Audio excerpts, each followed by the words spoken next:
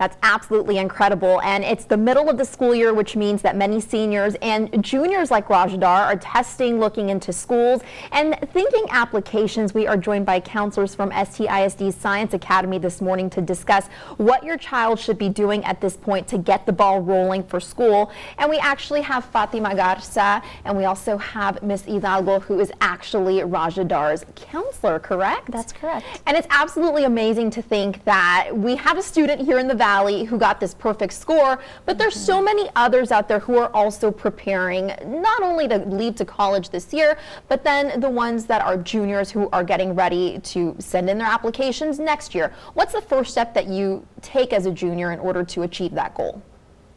To begin with, we offer an ACT and SAT prep class.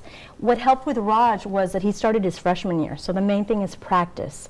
Not only do we offer a class, but also many high schools as well, libraries offer the AP, any type to practice to get ready for that type of SAT, ACT prep class. Because of course colleges require that you take one of these two particular tests in order to even apply. Now, what's the next step that you would take?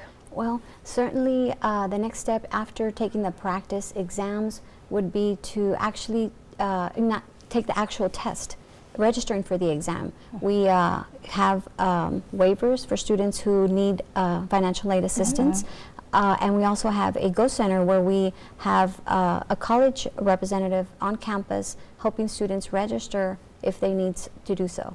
You guys talk a lot about making those college applications, but when you're a junior in high school, you need to actually decide what colleges am I going to be applying to. So what's your best advice for students and parents out there in terms of looking at schools?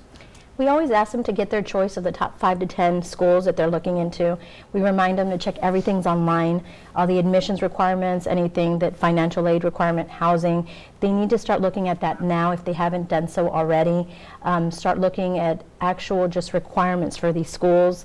The application process starts in the fall of their senior year, so it's very important that they have everything ready before then. And we're going to keep you ladies around because in our next hour, you touched on something very important, financial aid, especially because in the Valley, we have very low income households, and that's important for students. So we're going to talk about that coming up in our next hour.